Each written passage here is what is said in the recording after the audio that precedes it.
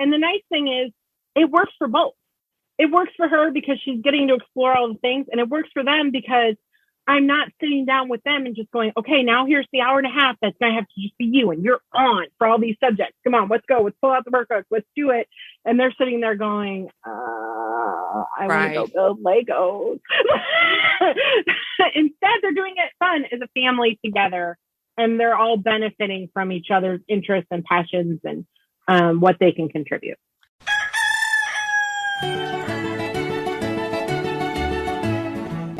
This is Your Morning Basket, where we help you bring truth, goodness, and beauty to your homeschool day. Hi, everyone, and welcome to episode 119 of the Your Morning Basket podcast. I'm Pam Barnhill, your host, and I'm so happy that you're joining me here today. Well, today's episode of the podcast is another one of those episodes where we invite in a homeschooling mom who is doing morning time to kind of give you a peek inside her homeschool. How long has she been using morning time? What difference does it make in her homeschool? And just some of the different ways that she's done it and adapted it over the years. So today we are joined by homeschooling mom Colleen Ryan. She has been a member of our Your Morning Basket community for quite a while, and she is always such a giving member.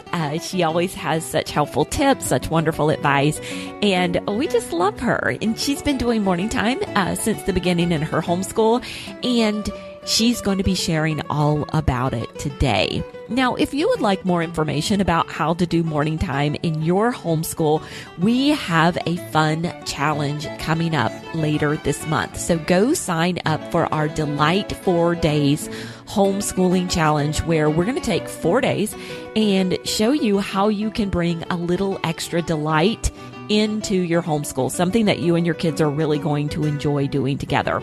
You can find the sign up page for the challenge at pambarnhill.com/D4D. So that's the number 4, pambarnhill.com/D4D. We'll see you there. And now on with the podcast. Colleen Rein is a Catholic homeschooling mom to 6 kids. She enjoys life with her husband of 14 years, Aaron, and her children. She's been homeschooling for 8 years in a classical and Charlotte Mason inspired homeschool. Colleen, welcome to the podcast. Thank you. I'm glad to be here. Well, tell us a little bit about you and your homeschool to start us off. Okay. So we live in Texas, and I have kind of always had it on my eye to homeschool. I was the kind of person that I was introduced to it, and I thought, oh, this is interesting. And I looked into it before I was even married. And then it kind of just ended up where both my husband and I were kind of aligned with, that was probably where we were going. And my oldest has autism, but he was reading at 2.5 and he was writing at 4. And so all of a sudden I was looking at a kindergarten year where the bulk of what you do in kindergarten was already done. And I was like, what am I going to do? And so other than obviously we were going to progress in reading and things like that, but phonics reading lessons weren't going to take up the bulk of his academic energy. And so I ended up doing a whole thing on United States, geography, because he was really into flags. So we did all of the state, symbols and all of those kind of things, and learned about the different states, did a little bit of U.S. history while doing our other math and things like that. And I had a 4-year-old daughter at the time that was all she was 100% in.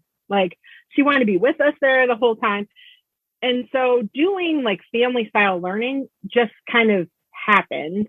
And then on top of it, the Catholic homeschoolers at the time that were super popular, like Elizabeth Foss and Kay Gibson, and I don't even know her real name, but the lady who runs the Shower of Roses blog, they were all doing some family learning. And so for me, I just kind of connected the two with homeschooling. If you homeschool, you do some type of family learning. And so I was really lucky. I never had to do the awful, for me, awful, I should say. I have to do it all out of a box. It has to be this, and it has to be from 9 to 3. I never had to worry about that because I already kind of had the good idea to start. But I was lucky. So I love it. I love it. Okay. So it's Jessica at Shower of Roses. Okay. Yes. Thank you. Yeah. Yeah. Read the same blog. So know exactly which one you're talking about. Love it. And do you have a teaching background? So I don't have a certification. I have taught as a para in a special ed classroom. And then I ended up taking over as like a permanent sub for the year in that classroom. And then pretty much almost every other job I had was working with kids with autism. So I do have a lot of training that's in other ways, like how to do like ABA style behavior modification type stuff, and how to teach kids with that style, and all kind of across the board. So I did have a lot of experience with working with kids. And my thing with like the teacher certificate and stuff is like, that's not what's going to help you. I honestly think the most beneficial thing of having taught in a classroom is you don't buy into like all the falsehoods that you hear in your head. Like in classrooms, no one is ever not wanting to do work, or, like they finish the textbook, or, things never going awry in a classroom. They're always following the lesson plan. Well, no, if you've taught in a classroom, you know that none of those things are true. So I think that's probably where it's helped more than in terms of like actual, like, how do I teach homeschooling? It's just such a different prospect that the two don't really combine. No, they don't really compare to each other at all, because it's such a different situation. I mean, so much of classroom teaching is about classroom management, mm-hmm. Because not everybody is eager to do the lesson. Yeah. So when did you first discover morning time? About how long have you been doing it? So like I said, we've been doing it pretty much since the beginning. Now, I made my own for the first few years. So I did, we started out with RC History, which is a Catholic history program, that I would pull the readings from that. And because my two oldest are so close of age, they just shared subjects, because my daughter was kind of a little ahead in terms of where she was interest and like ability wise in terms of attention. And so they just kind of worked perfectly together with the content subjects. So we kind of started out that way, and we went with that, and I would tinker and I would do my own thing. And then we joined Your Morning Basket in 2019. And that was really helpful for me, because now I was in a place where I didn't have to start from scratch every single time. So I didn't feel like I was in this place where it was like, okay, well, we finished that year. Now I have to start totally over. Where are we going to do here? What are we going to do here? What are we going to do here? Instead, I had kind of like a buffet of options of like, okay, are we going to do the history plans? Are we going to do the lit plans? Are we, that I could pick from? And that I really think joining helped us kind of take it up a notch, because all of a sudden I had a lot more resources at my hands, and it was kind of like having experts helping me find the best of everything. And I could still change things, but I kind of had somewhere to start. I wasn't having to start with Pinterest and hours of research that's really just scrolling. Right. Yeah, I love that. Okay, so I wanted to touch on a couple of things you said, because I think it's important for parents who are looking at this idea of combining their kids for subjects. So you have this kid, and I don't know if you watched The Big Bang Theory, but you're talking about like this super smart, autistic kid who loves flags. And I'm thinking, she's teaching Sheldon. Right? It's like fun with flags. But I know your son is a delight, but so is Sheldon. It just struck me as funny. Yeah. But he's like uber intelligent here. He's reading super early, and he's doing all of the things, so much so that you're like, he's just going to be completely bored in kindergarten. And then you've got this 4-year-old little sister who you're like, well, she's advanced. And I'm like, wait a second, your older kid's advanced. But you touched on this idea of her attention span and the content subject. So I just wanted to point out that content subjects are those subjects that are not the skill-based subjects. Yeah. They're the subjects that are great for combining kids, like a history or a science or something like that. And so how, we're thinking like, your son is so advanced. How are you saying your daughter's advanced? I mean, what do you mean by that? Why does it make it easy to combine? I mean, a lot of it was just that she wanted to be with us. Mm-hmm. She wanted to learn all of it. And so I can't guarantee that she remembered everything at 4 that we learned that year, but she wanted to be with us. She didn't want to be separate. And so I was like, if you can sit with us and you can do this, and even if it means doing a color sheet or Play-Doh or whatever, what I'm doing, why not? Like, it's much better than like me trying to teach you where I'm like holding you away. Like, no, you can't be here right now. Like, I have to do this. Sorry. And so as I have 6 kids, right? So as I've had more kids come in, I've had different kids of various levels at a young age in terms of how much interest they are in doing those content subjects. And so I've kind of worked it on a kid by kid basis, but for her, she was just 100% all in. Like, she wanted to be there. She wanted to be asking questions.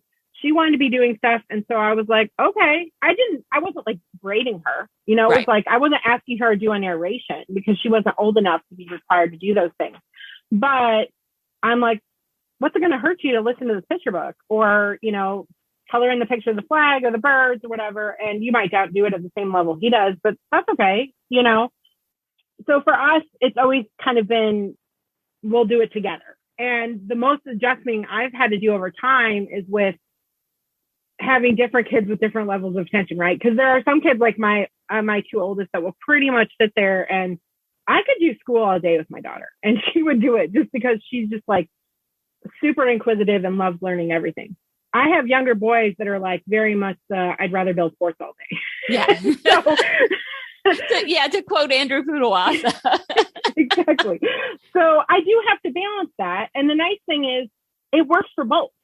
It works for her because she's getting to explore all the things, and it works for them because I'm not sitting down with them and just going, okay, now here's the hour and a half that's going to have to just be you, and you're on for all these subjects. Come on, let's go. Let's pull out the workbooks. Let's do it. And they're sitting there going, I want to go build Legos. Instead, they're doing it fun as a family together, and they're all benefiting from each other's interests and passions and what they can contribute. Oh, I love that. I love that little thing about them all being able to benefit from each other's passion. So that's great. And they're probably getting to do the Legos during morning time. Yeah. So my thing with the, like, I know a lot of people are very big into the doing things while you do morning time. I do have 5 boys. So we do have to be a little careful. Like, my rule is it can't be so much noise that I can't hear myself read to them. And they have to be able to narrate. So I have some kids that can do stuff and narrate. And I have other kids that pretty much have to be sitting next to me or have to be kind of directed attention because they struggle in getting into their own world if they're doing too many other things. So It depends on the kids, but yeah. So this is interesting because I think a lot of times people get into this idea that, like, if the whole family is learning together, it's all lockstep. Actually, I was reading some comments on a Facebook post the other day about homeschool planning. So we had posted it on the Facebook page and said, like, what is your biggest challenge with homeschool planning? And there were a lot of answers there. But one thing that kept coming up over and over again was I have all these different kids with all these different learning styles. And you know me about learning styles. I'm just like, that's a whole other podcast. I'll link it in the show notes. But I mean, can you do that when you're doing whole family learning? Is there a way to meet everybody's needs? Yeah, absolutely. So that's actually one of the things I really like about the Your Morning Basket membership and what it brought into our homeschool was it was really the first time I was seeing pre-done plans that had things like a video of the music. So the person would be seeing the concert as well as hearing it. That had just a cool, like, YouTube video of something interesting, like an interesting little factoid that told the story in 5 minutes that may have been a 40-page book, and different things like that. So I find I can hit things from different perspectives. I have the amazing book list from Jessica that just are out of this world amazing, but I also have the kind of quirky little videos that's going to really appeal to one of my kids. So if maybe he didn't 100% grasp it from the video, from the book, the video kind of takes him the rest of the way. And also, you can have different expectations. So, like, I have a kid that he's a rising 2nd grader. He was not a great narrator, though I want to say having enough boys at this point, I really feel like maybe Charlotte Mason should have said boys don't narrate till they're 7. Oh, interesting. As I swear, I always see boys at 6, and I'm like, you can't narrate your way out of a paper bag. I mean, I don't say that to them, but that's what I'm thinking. And then they turn 7 and it's like a switch hits. But it was a struggle for him. Like I would have to basically read a few sentences and then stop and have him narrate. Whereas I could have my daughter who like, she was like one of the best and the worst examples of having a kid narrate right away because she was one of my early narrators. And so I thought this was what narration is like. Kids just spew out like 3 pages worth of narration. This is amazing. And then I had a boy that didn't do that. It was like, oh, what's going on here? What's wrong? And God's laughing. Yes, and God's laughing. And they're all different. And they have different talents. And, you know, that's what's actually nice about morning time is it gives them different ways. The kid who does a bang-up job at memory work may struggle a little bit with narration. But they may also be really great at picture study. So instead of it just being this one type of learning, right, that, oh, I'm going to be on the hunt for like their best possible learning, you have a feast. They're going to be better and they're going to like some parts of the feast more than others, but there's something for everyone. And there's usually a mode of expressing their learning that works for everyone, but it also requires them to work on the things they're not great at. I don't believe that the kid who struggles to narrate should just be like, oh, well, no big deal. Or the kid who has trouble attending to a book. You just go, okay, you're 6. We just don't need to read. We'll just go to this, you know, but I think it helps to have something that's good for everyone. So they have a little bit of taste to make them happy. I love that. I love that. Okay. So you started back in the day from the very beginning with these 2 kids, this 5-year-old, 4-year-old, and, you know, this great little family learning together. Now you've got 6 kids. So you've added more. How has your morning time evolved or changed since you started? Yeah. So I've always had like, even when I had that 5 and a 4-year-old, I would have had a 2-year-old. I have my son's, my oldest, about ready to turn 13. I've either always been pregnant, nursing a baby, have a preschool or toddler, and usually a mix of those. So I find that people who have large families kind of lean on 2 spectrums. They're either really short morning time or not everyone has to be at the table. And there are people that do both, and hats off to them. That is not me. So I am very much, we do a long morning time. Our morning time lasts from an hour with everyone, and then usually another half an hour with my youngers who are doing additional subjects that the other ones are doing on their own. Just an hour and a half morning time, even for my youngest students. It's a long time. So before they are in kindergarten, they are not required to come to morning time. They will come in and out. Most of my like 3-year-olds, right around 3, most of them realize, no one's playing with the toys right now. Like the playroom is 100% mine. In a family of 6, this is a big thing. Exactly. And I can hear them up there, so I know what they're doing. And they're happy usually doing that. And then they'll bop in and out. Like usually when they hear us doing picture study or something like that, they'll toddle in because even a 3-year-old can look at it and talk about the pretty colors, right? And so they'll kind of come in and out. And then once you hit kindergarten, it's kind of like a maturing time in my family. You're going to be here with us. And then once they hit 1st grade, we add in narration. You now have to narrate. It's not an option. You have to do it. And so we have to learn to work together. And I kind of joke that sometimes it's a little like that patience joke where you go, oh God, give me patience. Not the opportunities to be patient, just the patience. And it's kind of like that with homeschooling, right? Because homeschooling is sanctifying. I tell people that a lot. It's sanctifying. But it's not sanctifying because it's easy. No, I have never read the saint story where they went and their life was easy and perfect and they never had any trouble and they went to heaven and they were very holy. Amen. You know, saints become saints through trials and tribulations. Well, it's the same thing with our morning time. If we want our morning time to produce virtue, it's going to have struggles. There's going to be times when the toddler has decided to come in and is climbing on top of someone's head. There's going to be times when people are arguing about who gets to sit next to mom during the book reading that day. There's going to be times where the older kid is like over it and just wants to be done and go do their own work. But working through those things helps us all become not just better students, but better people. Yeah. And I just want to tell people like that is not the time when you had your worst morning time and you're fed up, and maybe you've even closed the book and said, you know what, we're done for the day. That's it. Go play. I need a few minutes. Been there, done that, by the way. Yeah, exactly. That's not the time. We're always tempted to then go, oh, these plans are terrible. Like, I drew up horrible plans. I need to go find something else. No, you don't. Your kids had a day. You could pull up completely new plans. And yeah, you'll have a honeymoon period where it's new and it's fresh and it's exciting and they'll do everything perfectly for about a week. And then you'll be right back where you were before because, oh yeah, it's sin at the root of the problem. And you got to deal with that. There's nothing you can do. No curriculum is going to get the sin nature out of your child. So, that's kind of where I'm at with it. You just have to take the time to work through the problems and treat it as an opportunity to become a better learner and a better person, as opposed to, this is terrible, we should just all go to independent learning. So I can totally understand the temptation because I've had it.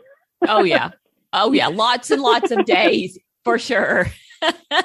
So have you ever had a period of time in your home where you just haven't done morning time? Honestly, not that I can think of. It's just really, really important to me. It's kind of because it's how we do content subjects. Even my older kids, like last year, they did history and science on their own. Next year, my oldest is going to stay that way. My second oldest, she's going to be doing some history with us, some history on her own, because I wanted to pull her back in a little bit more. But to me, there's just so many benefits of it. And I like the immersive aspect of, we use the history plans. It's the bulk of what we use from Your Morning Basket. And I love that immersion of, we're studying this period, we're listening to their music, we're looking at their artists, we're doing all of that. And I just can't imagine how exhausting that would be to have to cover that same thing with other kids. So I would say if you need a break, I think explorations would be perfect for that, or something along those lines. If you just need something else for a week where it's just like, okay, they can't, if I put more and more medieval artists on the board, they're going to, go insane. Pull up the explorations, do something fun there. And it gives them a chance of a little bit of new. That's kind of how I use explorations. We don't do it like all of the things every month. We go in and I usually pick a couple of the books off the list. And then we do maybe 2 of the activities a week. And it's kind of that little bit of new and fresh so that things don't get old and the kids get excited. And a lot of times it's stuff that's a little bit more active. So my younger boys like it for that. And it gives us that something without having to quit. Yeah. Yeah. So what about when you've had new babies or things like that? Have you taken extended breaks? Okay. So I do plan your year. So I plan in a maternity leave, basically, when I'm going to have a baby. So I plan my school year around it. But what I quickly find is because I have C-sections, once I've kind of gotten over the physical healing, I find morning time works great for when your baby has nursed and they've fallen asleep. To me, the newborn is not, I should clarify this. I've only had one colicky baby and it was my second. So no, I would not have done morning time that. I can tell you, if you have a colicky baby, you do what you got to do to survive. Yeah, right. I just want to make sure I'm very clear about that. I've been very blessed that most of my kids have been nurse you to sleep, throw them up on the shoulder and they're happy while I can read. So this last baby, for example, I had in November. So right around the start of December, I was ready to get back to doing some having a routine actually helped. Yeah. And so it was the Christmas Around the World exploration. So we just went gangbusters on that. And there were videos and, all kinds of great stuff. And we could go down all of these rabbit trails that we could go down.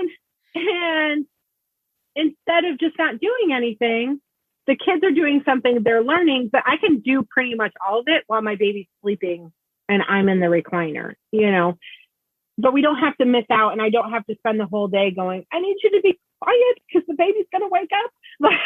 Right. There's going to be noise either way. So we might as well be doing something productive is kind of how I feel about it. But it does change.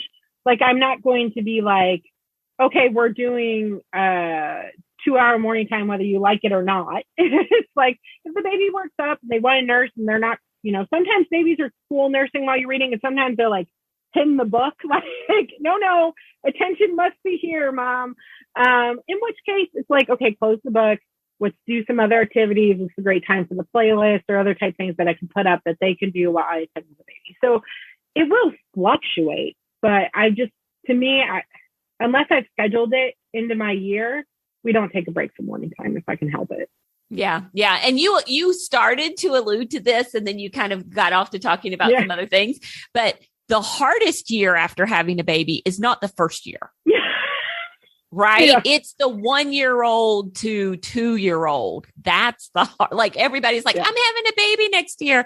How am I going to survive? I'm like, well, after the first 3 months when you just never sleep, then it's probably going to get a lot easier. It's that second year you got to watch out for. Exactly. That's what I just went through. And it's like, it goes from the baby being happy asleep to like, now the baby wants to take the book out of your hand and they're walking around and they're pulling other people's things off their lap. And they're not really at the age where they can be by themselves playing somewhere because you can't, they need to be attended to. And so that to me is a time for us to really like be teaching patience. So like, that's the time for me to tell my oldest, like, yeah, I know it's annoying. He just ripped your memory workbook out of your hand. Let's put it back. Let's find something for him to do. And they're learning patience through it.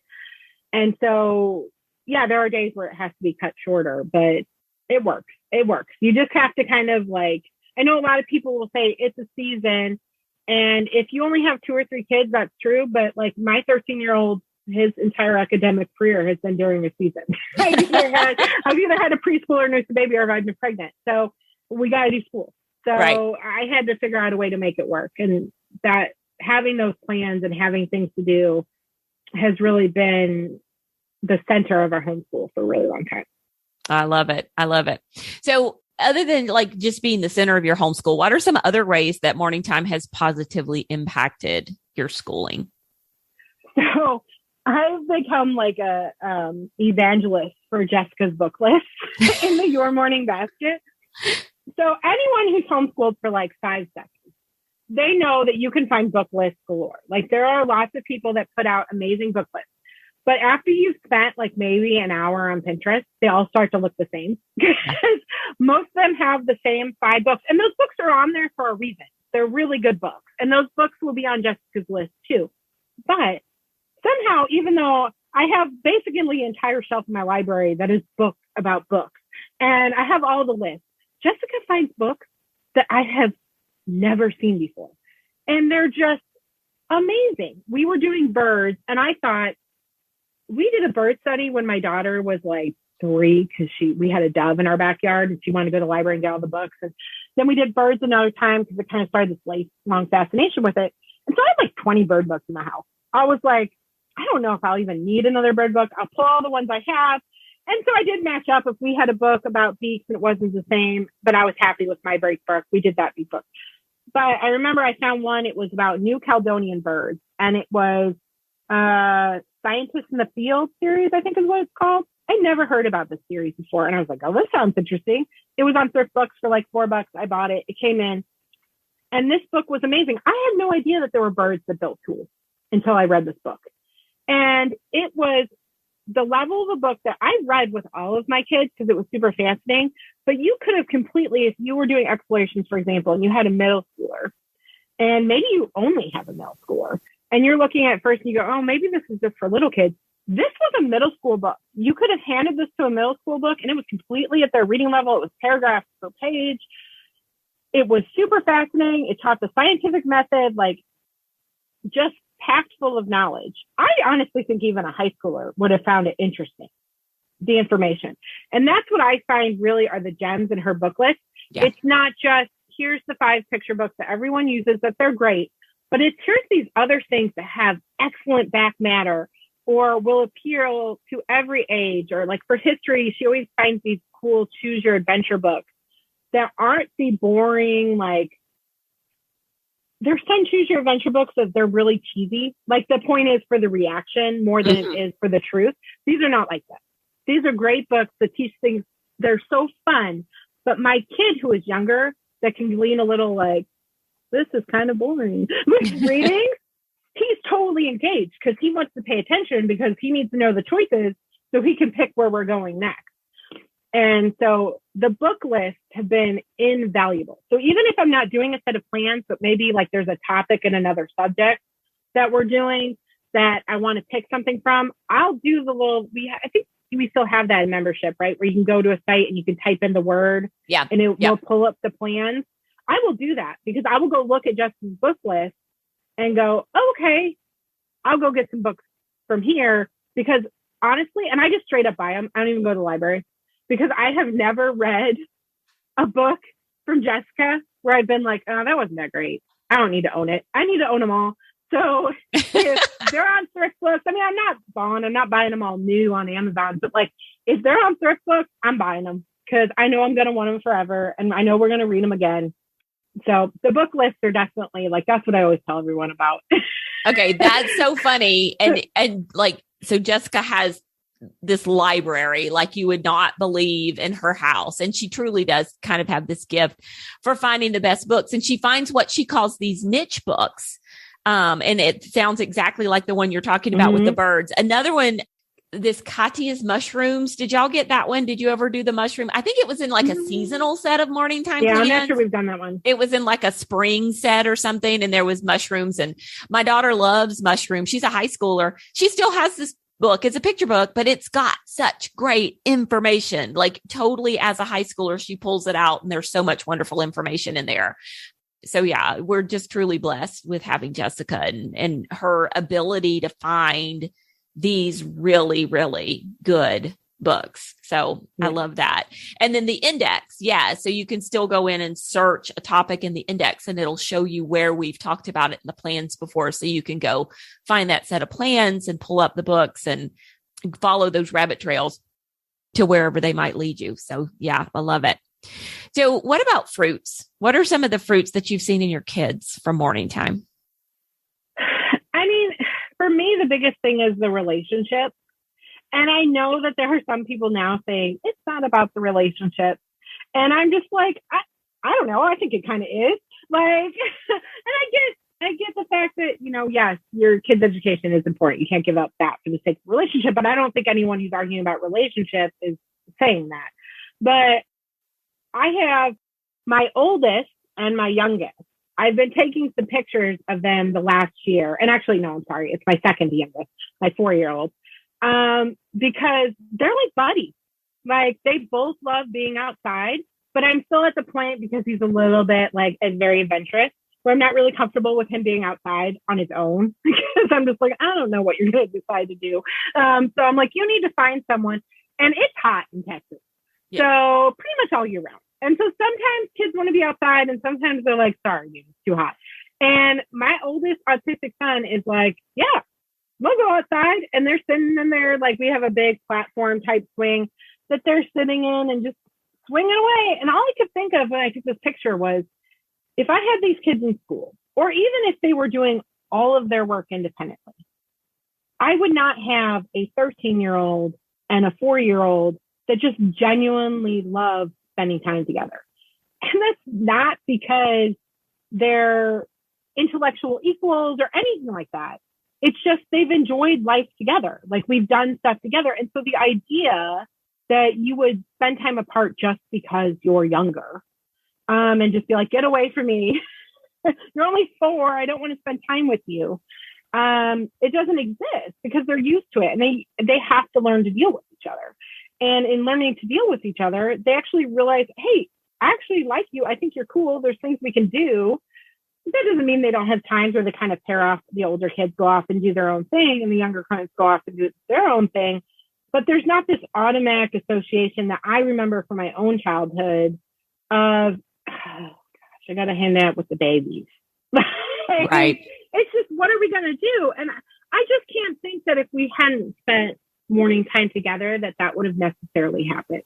I think if it would have been all of the subjects at their own level individually, especially because I have a lot of boys and boys are competitive, I could have just seen it as being like, oh, I'm at a higher level of reading than you are, or like, you know, different things like that, or, you know, and that's an individual subject, but, you know, or I can do this, or I've learned that and you haven't. And I could see a lot of that kind of arguing back and forth. But with morning time, it's like, oh yeah, we're all learning about that. And so when they're talking to grandma and grandpa or someone else is, oh, we're learning about this, or, Miss Pam did this poem yesterday and it was so much fun. And they're all doing it together. It's not just one kid going, well, I'm doing this. And the other ones are like bored because they don't want to hear about it. They don't care what their siblings doing, they're all enjoying life together. And for me, the other big fruit of morning time is that it really does, and I guess this is homeschooling in general, but it allowed us to have time with our larger family. So when I can schedule subjects and kind of get it done in this roving basis as a family, I can build in these breaks during homeschool where grandma and grandpa are coming down and we cannot have school that week. They're teaching them about the things that we're learning because they're interested. So they're telling grandma and grandpa all about it. And they get time. My mom just passed and all I can think about was all of the years where we were able to take those chunks and do those with her and spend time with her and just think if we hadn't done that, if they had been in school, we wouldn't have been able to take the time off that we took off because I wouldn't have been able to schedule my school year around it. We do the same amount of days, just different time periods.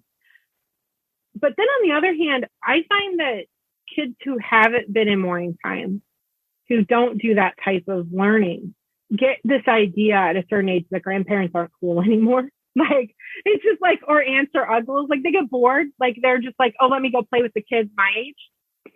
Whereas my kids, they see a distinction in terms of respect, but they don't see a distinction in terms of like, you're someone that I can still talk to you about everything I'm interested in.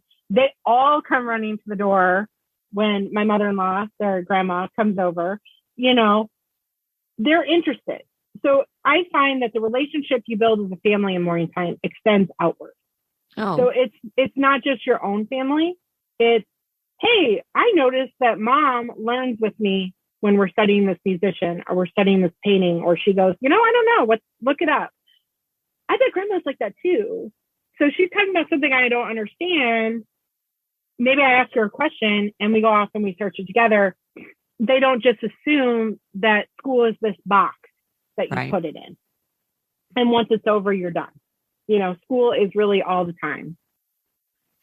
We talk a lot about moms learning alongside of their kids and modeling, but I've never thought about it from that, from the opposite direction, that when kids have the mom who's learning along with them and modeling the lifelong learning and things like that, that they're going to assume that everybody else is too. And therefore everybody else is going to be interesting to talk to. So yeah, that's really cool. That's really cool. What would you say to a mom who's hesitant about starting morning time in her home? Maybe she's tried it before and she's a little overwhelmed. Yeah. I think I would recommend joining your morning basket for a few reasons. One is you have pre-made plans, and they're good pre-made plans. They're not I'm someone who's looked into a lot of different like literature-based curriculums and stuff that navigate really easily to morning time. And the problem is what you'll hear most often when people are struggling with those is it's a buffet. You just have to pick and choose. Well, that's really overwhelming if you're also concerned of, but what if I don't make the right choices? Like, what if I took the wrong book? What if this doesn't work unless I do all of it? And so having a plan that's doable, and that's one of my favorite things about the plans at your morning basket, is they're very sensible. There isn't too much reading. There's not too much of the beauty type stuff. There's things in there to appeal to real kids, of varying interests and degrees of liking school.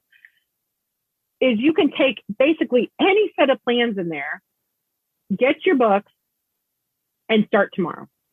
There isn't this like, there's a schedule in there that you can follow. There's a loop you can follow. It's all right there. So that would be my first piece of advice, is join there. The other reason I say join is because the community is amazing. It's my favorite place on the internet. Because everyone's super supportive and there's no like, I am this type of homeschooler and you are not doing it right. Everyone's like, how do you homeschool and how can I help you meet the goals that you have? It's not about whether your goals are my goals. It's, okay, your goal is that your kid really loves reading. well, here, do X and that might help. Or this is what helped when I was trying to get a kid passionate about reading. It's not, well, if you had been doing Charlotte Mason all along, your child would just naturally love reading. Like, there's none of that. There's no judgment. In fact, what you're most likely to hear from people is like, oh, yeah, I had a kid like that too. It's really hard, Mama. You're going to be okay. And so I think having a community of people, whether it be a co-op in person or something like Your Morning Basket, is super important, because on the days where it's really hard, you're not turning around to your neighbor who puts kids on the bus, because that's what works for their family, no judgment. And she's going, well, it's a lot easier. The school bus comes to the corner every week. Like, you could just put them on that. Like, you're talking to people about the difficulties who know the bonuses of doing it and can remind you when you can't see it yourself. Yeah. So I would say, you need to have a community. And I really, when you're starting out, I think having a plan that's doable, that you can deviate from later if you want. You can add to later. I mean, we add some things that we love that we've done over the years. I might change this out for something else. You can do all of that when you want to, but you have the bone. You have something to start from. So you're not just looking at a blank piece of paper going, well, that sounds great, but my kid just chucked a Lego block at someone, and I don't really know what I'm doing, and I don't know if this plan's going to get me anywhere because you came up with it all in your head. There's some security of knowing, okay, Jessica picked out an awesome book list. I know if I only get a few things here, I'm good. I know that Jenny has set up, like we do the history plans. Her music lessons are amazing. I know very little about classical music. I was totally the person who, as a kid, I liked the arts, but when it came to the symphony, I was like, this doesn't have lyrics. I'm not interested. And through her lessons, I have such more appreciation now for music throughout time and what it's doing and what it's not doing. But I don't have to be a music expert. Jenny's my music expert for me. She's done it. The lessons are there. Or even if it's not the ones with the lessons, there's a playlist all ready to go, and you just have to be ready to come to the table and present it. If that makes sense. It does. It does. So I love it. I love it. And yeah, I depend on these same experts too. So I am certainly not an expert in any of these things. So it's really nice to have kind of those resources of the people who have done it before and do have kind of that expertise. So we absolutely love it and love all the resources that we have. Well, Colleen, thank you so much for coming on and telling us about your morning time, and so encouraging to moms about what it's like and why they should do it. Some really great nuggets. I think my favorite was like, no curriculum is going to get the sin nature out of your child. I'm going to use that one. I'm going to credit it to you. It would be really nice if it did, because then I'd be like, "Where's the box? I know, right? How much does it cost?" Like, we could probably market that one really well. But yeah, so much great stuff here. And so we just really appreciate you and all the help that you give in our community. So thanks so much for joining us. Thank you.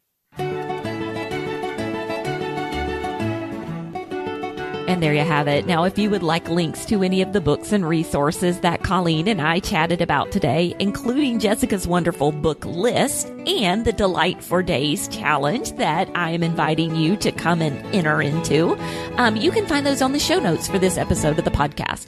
That's at pambarnhill.com/YMB119. We'll have links to everything over there for you. And hey, I want to say thank you so much for taking time to listen to us each week, to spend a little time with us. We really appreciate you doing that. It means so much to us that you think we are worth your time to listen to. And we hope that your homeschool year is going to get kicked off to a great start. I know some of you have already started, and some of you, it might be a little bit longer because the weather's still so nice where you are. But wherever you are in this journey, we appreciate you taking us along with you. We'll be back in a couple of weeks with another fun homeschooling interview. Until then, keep seeking truth, goodness, and beauty in your homeschool day.